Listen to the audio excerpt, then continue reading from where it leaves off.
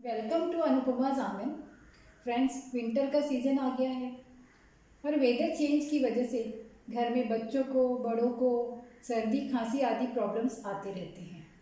इसके लिए मैं बहुत easy and quick home remedy लेकर आई हूँ। फर्स्ट रेमेडी है 7 काली मिर्ची लीजिए और 7 बतासे लीजिए। इन दोनों को एक गिलास गर्म पानी में बॉईल कीजिए।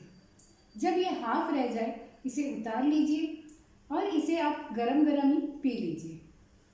पीने के बाद दोस्तों आप चादर ओढ़कर सो जाइए 10 मिनट के लिए। सेकेंड रेमेडी है, इसमें आप 5 से 7 पत्ते तुलसी के ले लीजिए, एक छोटा टुकड़ा अदरक का ले लीजिए और 5 से 7 दाने काली मिर्च के ले लीजिए। इसे आप एक गिलास पानी में बॉईल कर लीजिए। जब ये हाफ रह जाए इसे नीचे उतार लीजिए।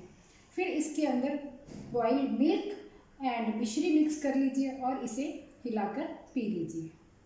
उसके बाद आप इसे 10 मिनट तक चादर ओढ़कर सो जाइए। अभी मैं आपको खांसी के लिए कुछ होम रेमेडीज़ बता रही हूँ।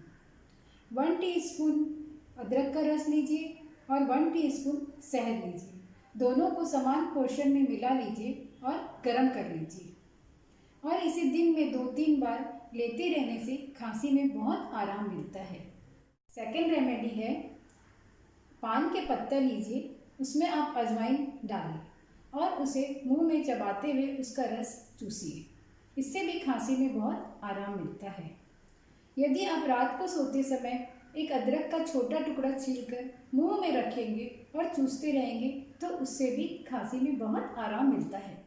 अगर आपको मेरी ये होम रेमेडीज़ पसंद आई हो और हेल्पफुल रही हो तो आप मेरे चैनल को लाइक, शेयर एंड सब्सक्राइब ज़रूर कीजिए। Thank you.